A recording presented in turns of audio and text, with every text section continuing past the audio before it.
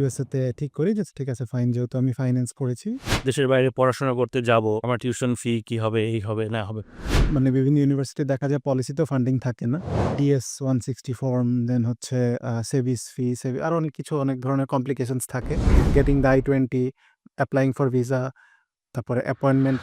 আমি যখন অফার পাই তখন আমি আবার অ্যাডমিশন কানেক্টের কাছেই আবার করি যে আচ্ছা ঠিক আছে ফাইন। এবারের প্রসেসটা আমি আসলে অতটা ভালো মতন জানি না। ওয়েলকাম করছি admission connect journey to success প্রোগ্রামে। আমাদের আজকের প্রোগ্রামে উপস্থিত আছেন শাহরিয়ার আহমেদ। আমরা তার কাছ থেকে শুনবো তার journey to success story. So Shahriar, কেমন আছেন? আলহামদুলিল্লাহ ভালো। আপনি কেমন আছেন? ভালো আছি। আমরা আজকে আসলে শুনতে চাই যে প্রত্যেকটা মানুষের জীবনে তো সাকসেস থাকে, ব্যর্থতা থাকে। আবার এই জার্নির পথে অনেক স্টোরি থাকে। হ্যাঁ, আমরা এই স্টোরিটা আজকে শুনবো। আমরা জানি যে আপনি সম্প্রতি ইউএসএ তে মানে একটা ভিসা অ্যাপ্রুভাল পেয়েছেন পড়াশোনার জন্য আপনি ইউনিভার্সিটিতে। সো আপনি কোন ইউনিভার্সিটিতে? আমি ওকলাহোমা স্টেট ইউনিভার্সিটিতে master of science in quantitative ফাইন্যান্সে অ্যাপ্লাই করি and recently I got my visa approved. আচ্ছা, আপনি পড়াশোনা করেছেন কোথায়? আমি পড়াশোনা করেছি ঢাকা ইউনিভার্সিটি। বিবিএ কমপ্লিট করি আমি ফাইন্যান্স থেকে। তো after that I joint a bank.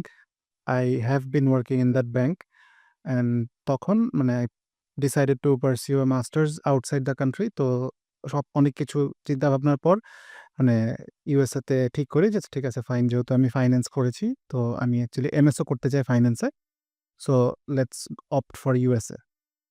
ওকে, আপনার ভিসা প্রসেসিং এর জন্য আপনি এই আ শুরুর দিকের বিষয়টা কেমন ছিল বা আপনি কোথায় যোগাযোগ করলেন বা কিভাবে এটা হলো? আচ্ছা, মানে ভিসা প্রসেসিং এর ব্যাপারটা একটু চ্যালেঞ্জিং, কারণ আমি আসলে মানে অফকোর্স আমি এর আগে কখনো এরকম কিছু করিনি। তো মানে ডিএস 160 ফর্ম, দেন হচ্ছে সেভিস ফি, আরো অনেক কিছু, অনেক ধরনের কমপ্লিকেশনস থাকে। তো যেটা আসলে ফর দ্য ফার্স্ট টাইম যদি করতে যাই তখন আসলে একটু নার্ভাসনেসও কাজ করে। তো আমি ওই ফুল প্রসেসটাই আসলে অ্যাডমিশন কানেক্টের হেল্প নেই। অ্যাডমিশন কানেক্ট মানে ওরা হচ্ছে যে ভিসা প্রসেস মানে স্টুডেন্টদেরকে বাইরে পড়াশোনার ব্যাপারে উনারা জি। হেল্প করে বা উনারা হুম। যাবতীয় সাপোর্ট দিয়ে থাকেন। আচ্ছা। তো অ্যাডমিশন কানেক্টের সাথে জয়েন হওয়ার পর পরবর্তী প্রসেসটা কি হলো? আচ্ছা, অ্যাডমিশন কানেক্টের সাথে আমি আসলে জয়েন্ট ছিলাম বেশ কয়েকদিন আগে থেকে, মানে প্রায় ১ বছর আগে। আ আমি হচ্ছে ১ম এ অন্য কয়েকটি ইউনিভার্সিটিতে আমি আসলে শর্ট লিস্ট করে এপ্লাই করি। বাট অ্যান্ড মানে আমি বেশ কয়েকটাতে অ্যাকসেপ্টেড ও হই। বাট আনফরচুনেটলি ওখান থেকে আমার কোনো ফান্ডিং ছিল না। অ্যাজ বিজনেস সাবজেক্টে ফান্ডিং করাটা একটু টাফ। আর হচ্ছে তাদের মানে বিভিন্ন ইউনিভার্সিটি দেখা যায় পলিসিতেও ফান্ডিং থাকে না। তো তখন আমার একটা ফেজ ছিল যে আচ্ছা ঠিক আছে ফাইন, আমি যদি আমার টিউশন ফি যদি কোনো আমি লোন নিয়েও যেতে পারি, মানে that would be okay for me as well. তো তখন ওই টিউশন ফি লোনের ব্যাপারে অ্যাডমিশন কানেক্ট কি আপনাকে জি, হ্যাঁ, হেল্প তখন করেছে? তখন I got connected with admission connect and হচ্ছে তাদেরকে আমি বলি যে এইরকম কোনো প্রসেস কি আপনারা মানে আছে কিনা? তারা বলে যে হ্যাঁ, তাদের পক্ষ থেকে করতে পারবেন তারা। সো আমি বললাম ফাইন, ঠিক আছে। বাট ফরচুনেটলি তারপরে আমি হচ্ছে ওকলাহোমা স্টেট থেকে আমার ফান্ডিং সহই আমি অ্যাকচুয়ালি পাই, অফার পাই। তো আমি যখন অফার পাই তখন আমি আবার অ্যাডমিশন কানেক্টের কাছেই আবার করি যে আচ্ছা ঠিক আছে ফাইন। এবারের প্রসেসটা আমি আসলে অতটা ভালো মতন জানি না। মানে getting the I-20, applying for visa, তারপরে অ্যাপয়েন্টমেন্ট রিশিডিউল করাটা, এমার্জেন্সি রিকোয়েস্ট, আরো অনেক ধরনের, কারণ ইউএস এর দেখা যায় এখন আরো অনেক কমপ্লিকেশনস আছে। ওরা হচ্ছে ৩ টা ৪ টা ওয়েবসাইট এখন বানাইছে। তো এর মধ্যে দেখা যায় মানে কখন কোনটাতে আসলে ওরকম মানে এপ্লাই করতে হবে, কোন ওয়েবসাইটে গিয়ে ট্র্যাক করতে হবে, কি করতে হবে? যেহেতু আমি এর আগে কখনো আসলে করিনি। আপনি যেটা বলতে চাচ্ছেন যে এক পরামর্শক হিসেবে একটা ও প্রতিষ্ঠান বা যারা বা অ্যাডমিশন কানেক্ট এর মতো যে প্রতিষ্ঠান আছে এগুলোর দরকার আছে বা প্রপারলি একটা ভিসা অ্যাপ্রুভাল এর জন্য গাইডলাইনস এর জন্য অফকোর্স, ইম্পোর্টেন্স। ইয়েস, হ্যাঁ। আচ্ছা, আপনি কখন এটা আপনার ডিসাইড করলেন যে আপনি দেশের বাইরে পড়তে যাবেন? আচ্ছা, আমি ডিসাইড করি আ ২৩ এর লাস্টের দিকে। ২০২৩ এর ২৩ এর লাস্টের দিকে। কারণ তখন আমি জাস্ট আমার গ্র্যাজুয়েশন কমপ্লিট করি and I was doing a job. তো আমি তখন আমার মাস্টার্স কমপ্লিট হয়নি। মানে আমি কখন এনরোলই করিনি মাস্টার্সে। তো তখন আমি চিন্তা করি যে আচ্ছা ঠিক আছে, আমি যদি এমবিএ করি, বাংলাদেশ থেকে এমবিএ করি, আ যতটুকু আমি বিবিএতে দেখেছি অ্যান্ড এমবিএতেও যদি আমি আবার সেইম পড়া আবার রিপিটেডলি আবারও পড়ি, আমার কাছে মনে হয়েছে যে খুব একটা অ্যাডিশন যে হবে আমার স্কিল সেটের সাথে তা না। আর যেহেতু আমি ফাইন্যান্সেই ছিলাম, আমার জব সেক্টরেও I was working in a bank. So আমার ওতপ্রোতভাবে আমি ফাইন্যান্সের সাথেই ছিলাম। তো তখন আমি চিন্তা করি যে আচ্ছা ঠিক আছে, তাইলে একটা মাস্টার্স যদি বাহির থেকে করা যায়, তাহলে হয়তোবা that would add value to my CV as well. আর একটা জিনিস হচ্ছে যে একটা বিষয় মানে বাইরে পড়াশোনা করার ক্ষেত্রে অনেকে একটা জিনিস চিন্তা করেন মানে ফাইন্যান্সিয়াল বিষয়টা যে ওখানে গিয়ে পড়বো, টিউশন ফিটা কি হবে, এই লোনটা কিভাবে হবে, আমার তো ফিনান্সিয়াল ব্যাকআপ নাই।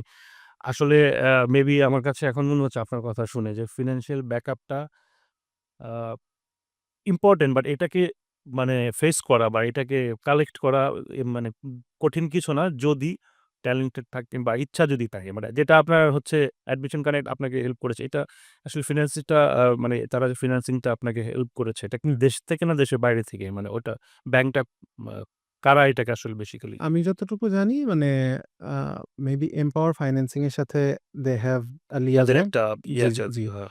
তো ওই থেকে তারা মানে আমার মানে আমি যদি যে ইউনিভার্সিটিতে অ্যাডমিশন পেয়েছি, সেই ইউনিভার্সিটির যেই required tuition fee plus living cost যেটা ছিল, তো পুরোটাই হচ্ছে তারা মানে দেশ থেকেই আমি মানে যাওয়ার আগে আমার জাস্ট অ্যাপ্রুভাল করায় পুরোটাই হচ্ছে করা সম্ভব। Very good.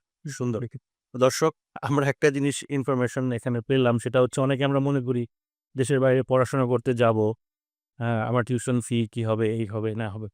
এই যে ফিন্যান্সিয়াল একটা ক্রাইসিস এর ব্যাপার এবং এটা নিয়ে টেনশন।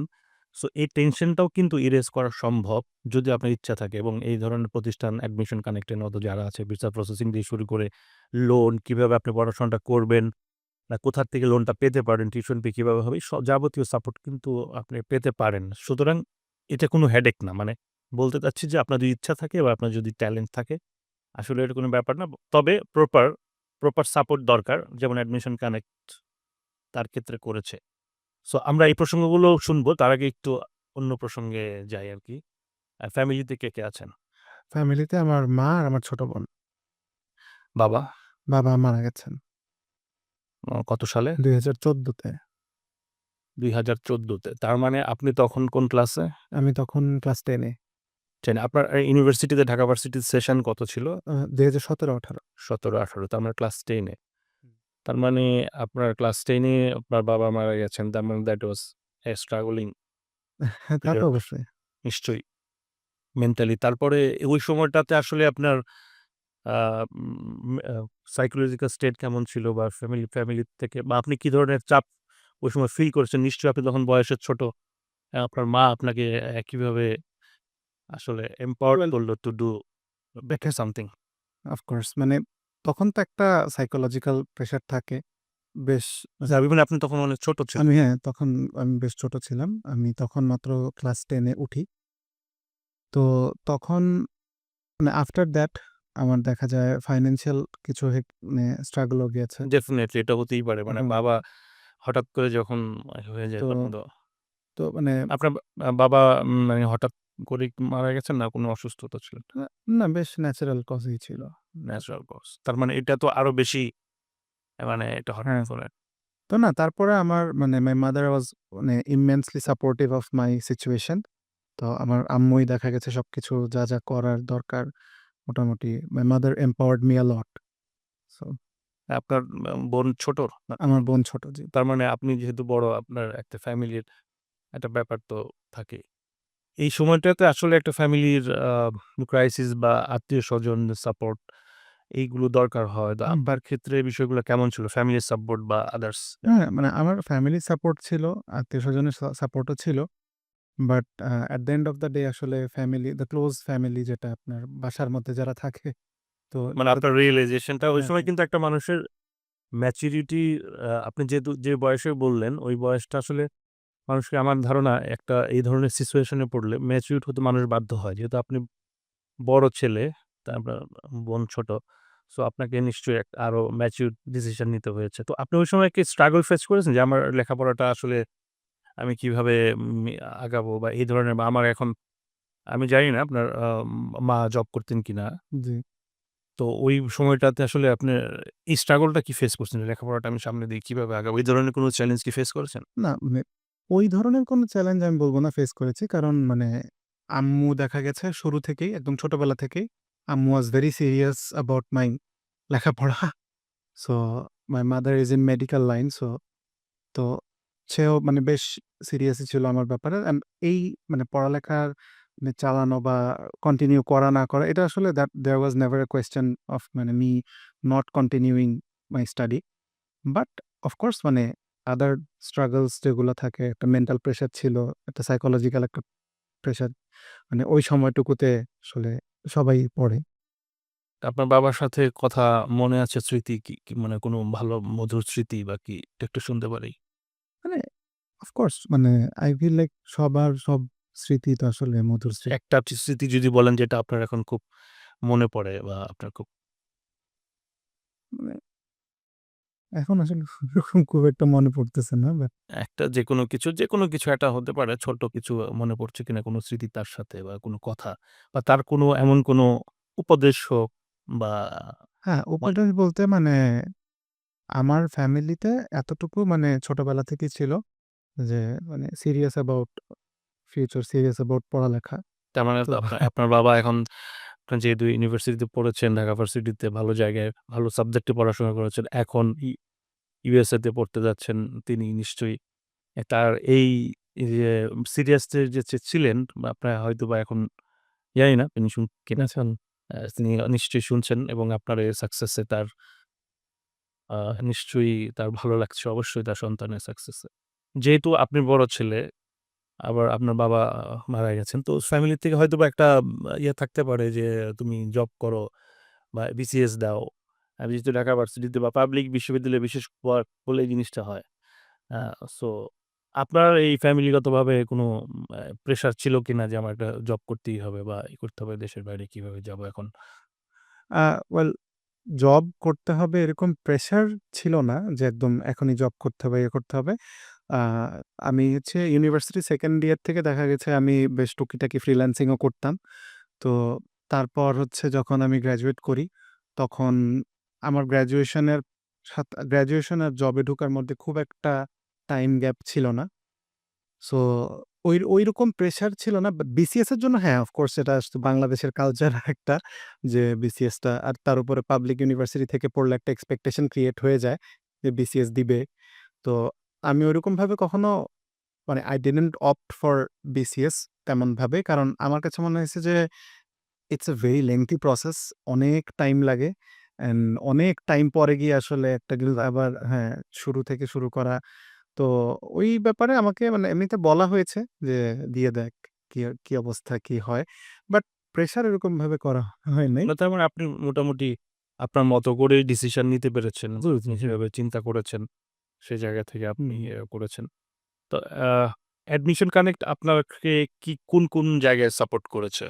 অ্যাডমিশন কানেক্ট আমাকে মানে স্পেসিফিক্যালি যদি আমি বলি, আমার আ ফাইন্যান্সিয়াল যেই সলভেন্সি, আমার যে স্পন্সর ডকুমেন্টেশন, দেন হচ্ছে আমার লোন প্রসেস যদিও ultimately I didn't need that loan, but loan processing এর ক্ষেত্রেও তো এই সকল জায়গাগুলো admission connect was very helpful.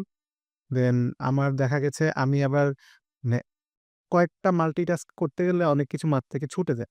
So একটা ট্র্যাকে রাখা যে ঠিক আছে এটার পর এটা, এটার পর এটা, there is a মানে checkpoint. অ্যাডমিশন কার্ডের আপনাকে সবসময় একটা ট্র্যাকে রেখেছে যে একদম এইটা করতে হবে, এখন এটা কিন্তু হুম, করতে হবে।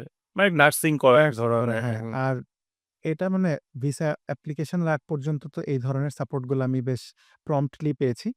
আর তারপরে হচ্ছে যখন ভিসা অ্যাপ্লিকেশন থেকে শুরু করে না আমার ইন্টারভিউতে আমি ইন্টারভিউ দিয়ে এসেছি।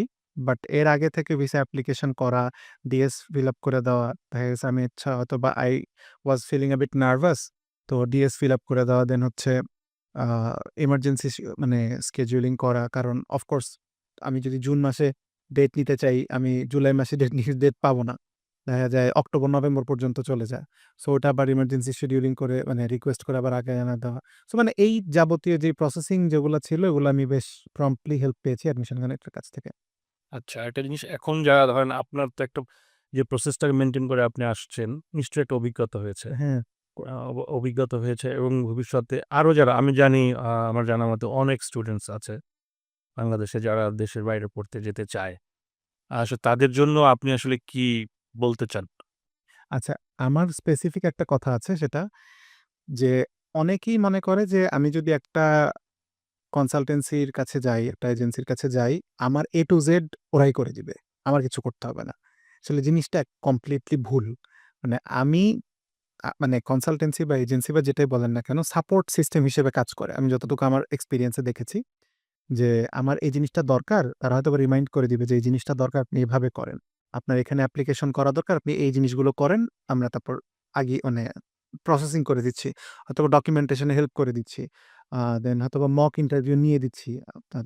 বাট আসলে ২ দিক মানে থেকে এগুলো কিন্তু বোঝাটাও খুব ইম্পর্টেন্ট যে আমার কখন হুম, কোনটা করতে হবে, মক ইন্টারভিউ কিভাবে দিতে হবে। এক্সাক্টলি হ্যাঁ। তো আমার বাট কাজটা নিজেরই করতে হবে। কাজটা নিজের করতে হয়। জি। সো আমার যেটা অ্যাডভাইস বা যেটা বলার আছে যে আসলে ২ দিক থেকেই সিরিয়াসনেস থাকা দরকার।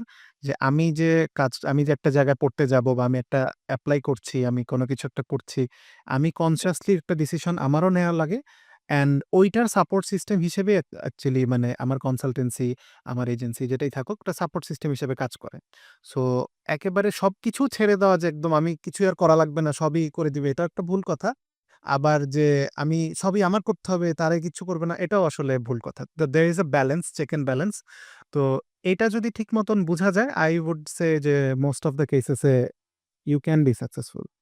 মানে শুধুমাত্র আ ইউএসএ না, মানে আমি যতটুকু জানি admission connect UK, Canada, Australia বিভিন্ন দেশে। তো আপনার চয়েস কি ইউএসএ তেই ছিল? আমার চয়েসটা আসলে হ্যাঁ, আমার চয়েস এই কয়েকটা among these countries আমার চয়েসটা USA তে ছিল। এটার কারণ হচ্ছে আমি যেহেতু গ্র্যাজুয়েশনও ফাইন্যান্স থেকে করা, আমার পোস্ট গ্র্যাজুয়েশনও আমি আসলে ফাইন্যান্স থেকেই করতে চেয়েছি।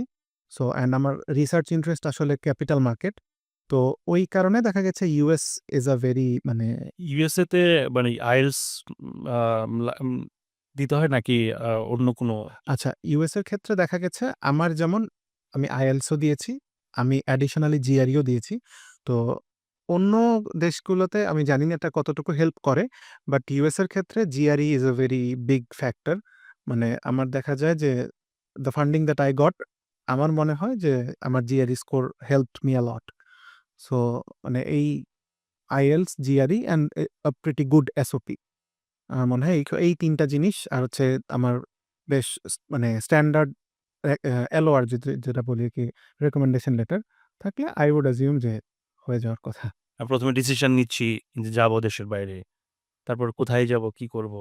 মানে এই যে প্রসেসটা বুঝতে পারা, তারপরে কাজটা নিজের করতে হবে। কিন্তু এই যে আন্ডারস্ট্যান্ডিং টা করানো বা তোমার এই জিনিস লাগবে। এই জিনিসটার জন্য অ্যাডমিশন কানেক্টের মতো যারা মানে আবার সবাই তো সবকিছুতে এক্সপার্ট না। যেমন আ সবাই সবকিছু প্রসেসিং আস্থা এবং নির্ভরতার ব্যাপার আছে। হুম, হুম। তা তো অবশ্যই। আস্থা নির্ভরতার ব্যাপার আছে। যেমন আপনি আস্থা রেখেছেন অ্যাডমিশন কানেক্টে, সেই জায়গা থেকে আপনার সাকসেস রেট এসেছে।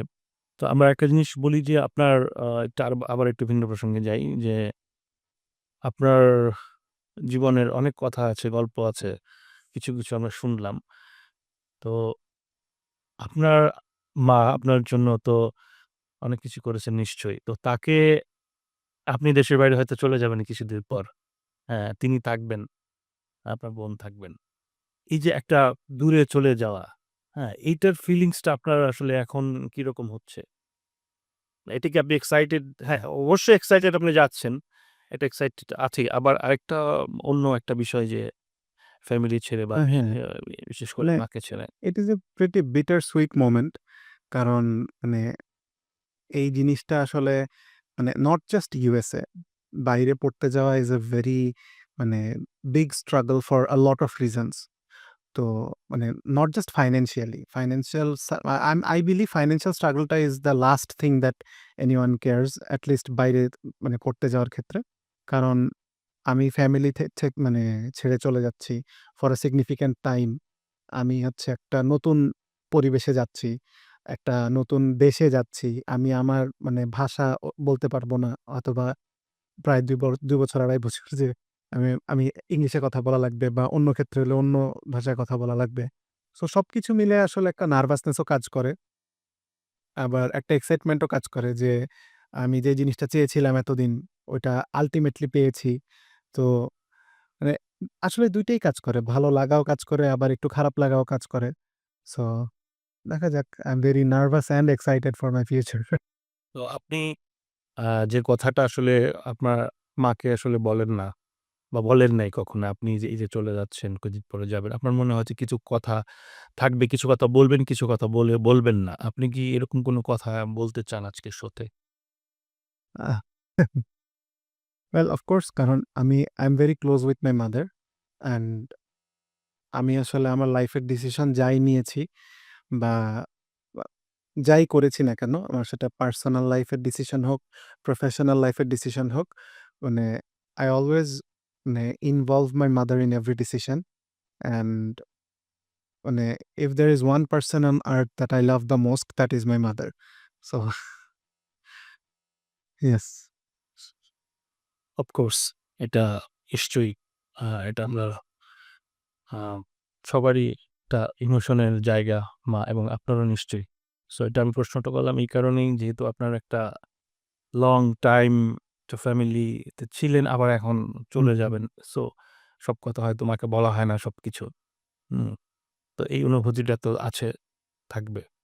তো ফাইনালি হচ্ছে যে আ অ্যাডমিশন কানেক্টের যে আপনার সাথে যে সাপোর্টিভ হিসেবে কাজ করেছে, এইজন্য তাদেরকে কিছু ধন্যবাদ বা তাদেরকে কিছু বলতে চান কিনা? অফ কোর্স আসলে মানে getting a professional help in every situation is very important আমি মনে করি। মানে এখন যেকোনো ক্ষেত্রেই আরকি, যেকোনো জার্নিতে যেকোনো প্রসেসেই। কারণ দেখা যায় যে যতটুকু আসলে ম্যাটেরিয়ালিস্টিক্যালি এটা যতটুকু মানে ডিপেন্ড করে তার চেয়ে বেশি বিউরোক্রেটিক্যালি আসলে ডিপেন্ড করে। যেমন আমি হয়তোবা আমি পুরো গুড ইনটেনশন এ সবকিছু করছি।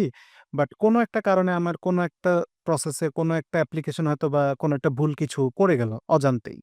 আমি হয়তোবা ওটা মানে করতে চাইনি বা আমি ওটা করবও না বা আমি ওটা জানতাম না। কিন্তু এই কারণে দেখা যায় অনেক কিছুই হয়ে যেতে পারে। হয়তোবা আমার ভিসা ক্যানসেল হয়ে যেতে পারত। হয়তোবা আমার মানে অ্যাডমিশন ক্যানসেল হয়ে যেতে পারত। হয়তো আমার স্কলারশিপ রিভোক হয়ে যেতে পারত। তো এই কারণে আমার মনে হয় যে একটা প্রফেশনাল আই বা একটা প্রফেশনাল অ্যাডভাইস আসলে সিক করা দরকার সবারই। আমার ক্ষেত্রে সেই প্রফেশনাল হেল্প বা প্রফেশনাল জায়গাটা ছিল অ্যাডমিশন কানেক্ট। যেমন দেখা গেছে আমি কোনো একটা জিনিস ডাবল চেক করার জন্য তাদেরকে আমি হচ্ছে নক করতাম যে, আচ্ছা ঠিক আছে আমি এটা করেছি, এটা কি ঠিক আছে কিনা? তো তখন তারা দেখে বলত, "না ঠিক আছে এটা ঠিক, এটা এভাবেই করা যায় বা এটা এভাবেই করতে হবে।" বা ঠিক না থাকলে, "না আপনি এটা এভাবে না করে অন্যভাবে করতে পারেন।" তো এই প্রফেশনাল হেল্পটা, প্রফেশনাল অ্যাডভাইসটা আমার মনে হয় আমার ক্ষেত্রে খুবই কাজে লেগেছে। So I am immensely grateful to them. So that's ওই পক্ষ থেকে আই এম মানে very thankful. Thank you Shahriar আমাদের সাথে প্রোগ্রামে সময় দেওয়ার জন্য। দর্শক, আ আমরা আজকের মতো শেষ করছি admission connect journey to success প্রোগ্রামটি। পরবর্তীতে অন্য কোনো এপিসোডে অন্য কোনো গেস্টের সাথে আবার দেখা হবে। আমরা শুনবো তার জীবনের গল্প, তার জার্নি টু সাকসেস এর গল্প। সো সেই পর্যন্ত ভালো থাকবেন। নিশ্চয়ই আবার দেখা হচ্ছে। খোদা হাফেজ।